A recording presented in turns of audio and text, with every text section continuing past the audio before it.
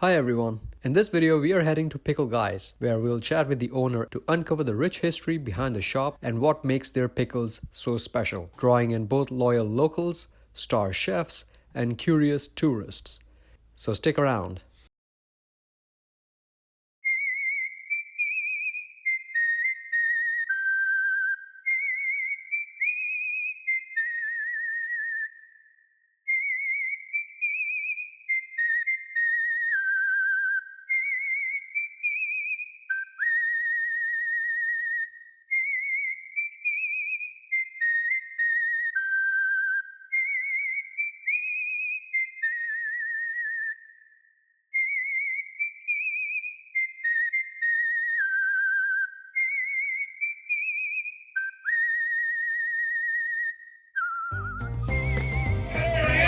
Andy! How are you? I'm fantastic, buddy. How are you? What's cooking? What's shaking? What's news? I want to change my shirt though, so I put a clean clothes off for you guys, alright?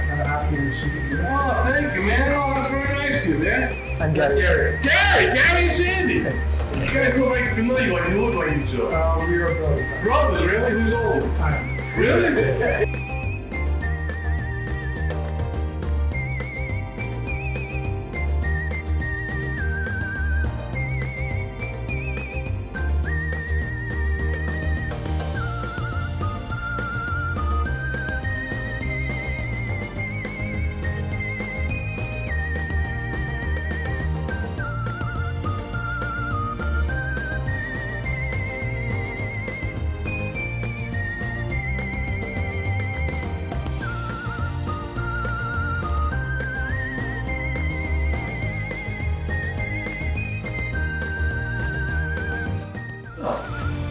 I've been doing this for 45 years.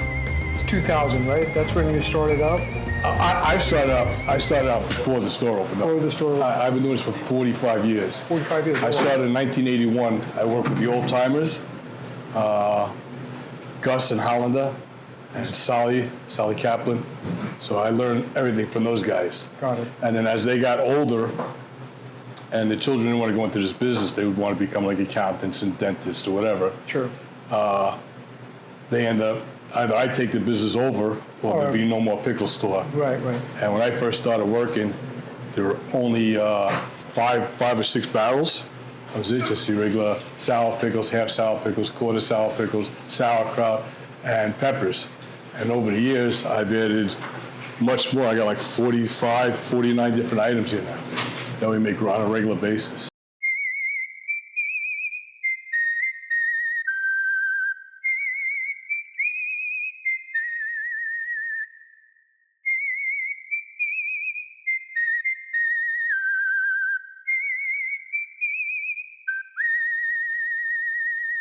So the Essex Street at one point, I was kind of reading about it, and it was like a pickle hub, right? A pickle district. They used to right? call it a pickle district if you went back early in time, but they didn't have stores then. It was all push carts Right. and people on the sidewalks. Merchants and, yeah. Actually on the sidewalks, like Sally used to tell me that people would have a wooden barrel, and they'd be right on the sidewalk, and they'd get cucumbers and throw it into the barrel.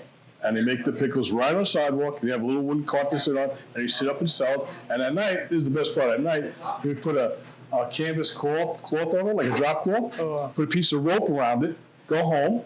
Next day, he'd come back, take the rope off, take the canvas off, he was up business. And that barrel sat on the sidewalk all night. Oh, wow. that's old school. Yeah, that's how it used to be. Right, Then they had push carts, and actually Mayor LaGuardia, Theodore LaGuardia, Right.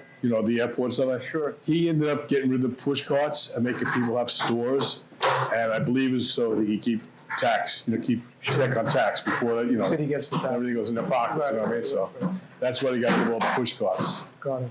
And then when you opened up the store, what was that year actually? The very first year? When I opened up actual Pickle Guys, about 2000. 2000. Yeah. What was a major complication that you faced when you opened up the store, if I may ask? Well, my hardest thing was to get suppliers. Some people like the cucumber guy knew me. That my cucumber broker, he knew me. But other people don't know me, and they don't want.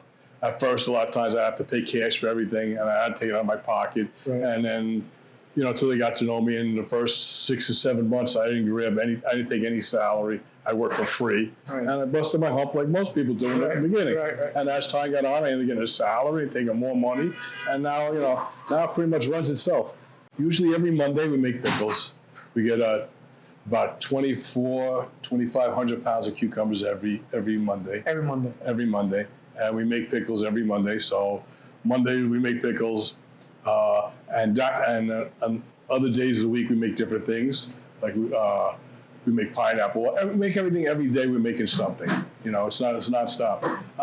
No, sometimes sometimes they may change a product. Like we get olives and stuff from Spain or Italy, and sometimes they don't have that, so I have to change and get a different thing, different supplier.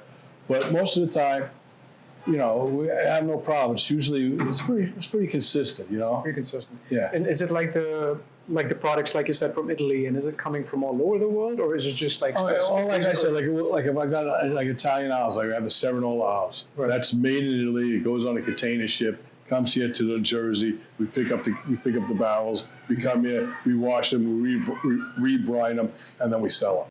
And how long does the batch last? I mean, I guess it depends on the individual. It depends on when we sell. Like, the fall and spring are the busiest times. Right. Summer is usually, like, August is dead, and February is dead. So usually about 3 months out of the year, we're really slow, and the rest of the time, we're in good shape.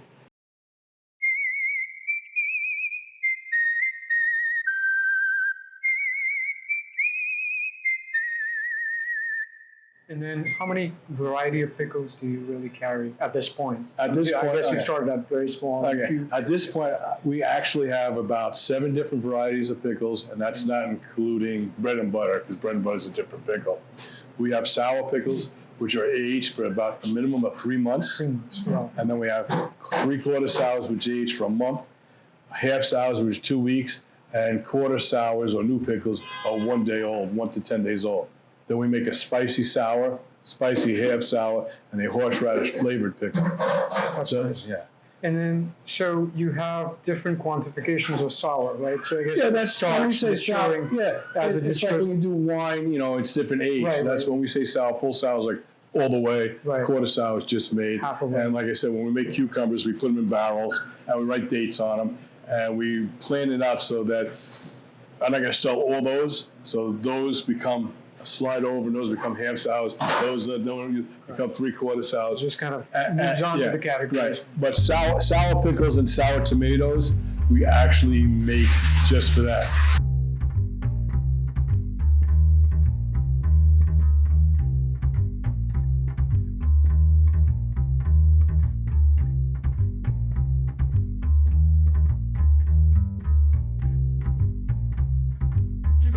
It makes it look good. And I have people here that thank me for being here. No other job I ever had where people thank me to be here and tell me never to leave. You can't retire. You can't go away. Nothing. You got to stay here for the rest of your life. I never had people like that. Yeah, that makes sense. Yeah. If you ever have to go back, would you? It's a tough call because I was very passionate with both.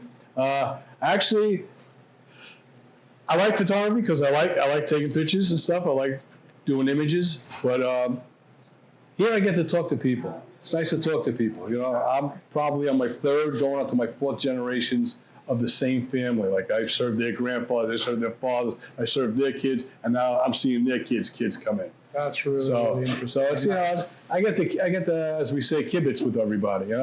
That's nice, and people know me. Yeah, people know you. Yeah. People know you. I think mostly Technologies and stuff. Mostly it's the people that do it. It's like regular people like you guys, and you say, wow, let me check this place out, and they take it and they go, wow, this is really cool, and they put it on the web, and everybody posts it on the web, and it's like, I really have no computer skills, but still helps. I mean, I have a guy that does the flyers and the artwork in there, but most of it's from regular people that come in, they had a really good time, a really good experience, and they enjoy the product. So I got to thank you guys, not so me, I have to thank you guys. Where do you go from here? Geez. Do you want to expand it globally? Do you want to expand it? Well, international is a little rough because you're selling a product that's kind of perishable and has to be refrigerated. And when you go to overseas or something, it has to sit in customs, and then I can take care of it. We do ship. We ship anywhere in the United States. Right, you do. If you want pickles, you call me up 2 days later, they're at your house.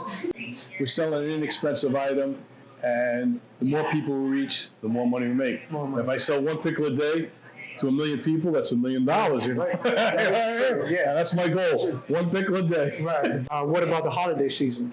Like a lot of travelers, I'm guessing, coming in throughout the year, or is it like We have a lot of tourists that come here. We also have a lot of tour groups that come here, and we have tour buses that actually come here. They stop and people come over, like that right there is a tour right now. I'm sure that's probably the Tenement Museum or somebody. And yeah, we have tours almost every day, and we have a lot of people that come here. And like I said, let's say you came in, you had a great experience, and you go back to Poland. You tell your friends, word of mouth, and they come here, and you know what they do? Before they even go to the hotel, they stop with their luggage. Goes, listen, my friends told me about this place. I got to check it out, and they buy pickles to bring back to the hotel room. when you go out and you see like a vegetable, that's because there are some exotic vegetables, right? Does that interest you to make a pickle out of it? Yes. It makes my mind think. Like I said, a lot of these things are new, like stuff we just made, and it's mostly because in the summertime it's slow here, and I get bored making the same stuff, so I make something new, and I get a product, and I think how I do it, and I try it out. Like we make pickled pineapple there, which I'll let you try later. It took me a year to get it down perfect. But then when I did bread and butter pickles, it only took me 2 tries, and I got it. So, how's the testing process? how is it? Yeah, I mean, I make it, I think about it, we try, I go, woo, too sour, woo, too sweet, oh, too salty. And then I modify it, and that's how we do it. But yeah, I do it, and the hardest thing is to decide what you want the final product to taste like. Do you want it to be spicy? Do you want it to be sweet? Do you want it to be sour? Do you want it to be salty? So that's the hardest thing to think about, is what you think would complement the vegetable. I met a lot of chefs, a lot of cooking shows come here. Almost every news channel, 5, 4, 7, Fox. all of them. You were on Fox, I think. Yeah, I was on all of them, every channel. And like I said, every time, like let's say it become a pickle something, the news camera guys would call me up. I go to the studio, I bring them pickles, and we eat it. And it's same response. You get Kirby cucumbers. So the type of cucumbers you buy is also important. Smaller the cucumbers, the tighter the seeds, the more meat you get. You get those big cucumbers, it's open it up, there's all big seeds and all water in there, so you're going to end up with a soggy pickle. You want something snappy. So Snap is very important. snap is very important. When it comes to a pickle, you want to hear that snap. Snap. And if you don't, then Yeah, it is. Yeah, right on the back. And I'll give you a pickle right now. You want to check the snap? sure. Hang on, stay. I get some. Okay.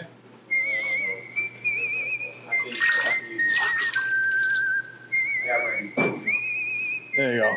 That's the new pickle? That's a new pickle. That's a new pickle. So where should I? It's got a little snap to it. It has like 6 different flavors going. Yeah. And now I'll give you the other one. That's the one end. I'll give you the other one. Okay. It's the Give me about those. Okay. Now you'll see it's still crunchy, still snappy and crunchy. Still snappy. I hope so. It does.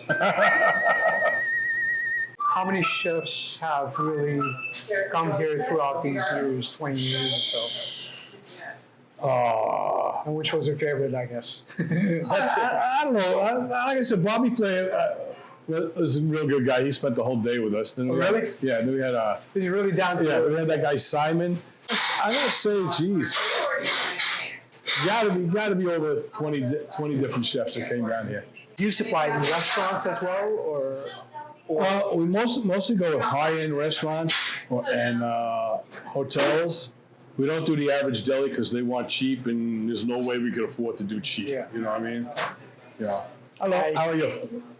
Come on in. Yeah. So, we have to go to a clientele that's able to spend more money. Deli's giving it away with the sandwich, and that's the mentality. I'm giving it away for free. I'm losing money on it. And they really don't care about the taste either. Right. Now, you go to something like we do Keen's Steakhouse, right? You get a steak, all this stuff, and at the end, you got a real crappy pickle. You're not going to worry about the steak. One night, they're going to say, that was a crappy pickle. Can't be able to spend all the money. I got a crappy pickle. Right. So they buy it here because they know at the end, everything was good. And that's how The they do it. quality is very, very, And that, you know what I mean? very precise about everything that goes Yeah, into if you give them something like the mashed potatoes are too lumpy, doesn't matter how great the meal was, those mashed potatoes were no good. No good. And that's right. So that skin is no good. So that's how we go with that's how most of our clientele is. You know? I'm amazed at some of the people that do come here, like Jerry Lewis. He used to have us ship pickles to him when he was ever in San Diego on his yacht. We would send him pickles. He would call up and say, "I want pickles," and you send it to him. You know, what's that? Jerry Seinfeld? not Seinfeld, the other guy, Jerry Stiller. Jerry still. Yeah, he used to. Very nice guy. He was a very nice Very guy. nice guy. He used to sit here and we'd be talking. He'd tell us, "Oh, how this reminds him of when he used to go to the movie theater when he was a kid because he used to have wooden barrels for him to sit on, and he could smell the pickles on the wooden barrels, and he would just go on and on and on." Yeah. A tomato that your brother was asking about. Probably. And so they're not Jews. That's how good it is. This is good. This is really good. Everything here is good. I'm telling you. I wouldn't lie to you. I don't know you that well. You're my wife. I lie to you. Come here. Huh? Let me get a glove. Oh my God. Let me just get a glove, okay? And we'll go through each one. You were trying to do that for like half an hour, I think.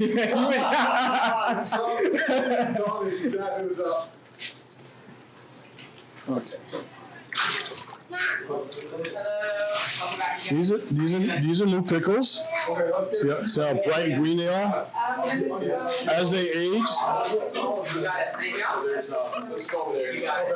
they're going to start to change color. See how they're green and brown?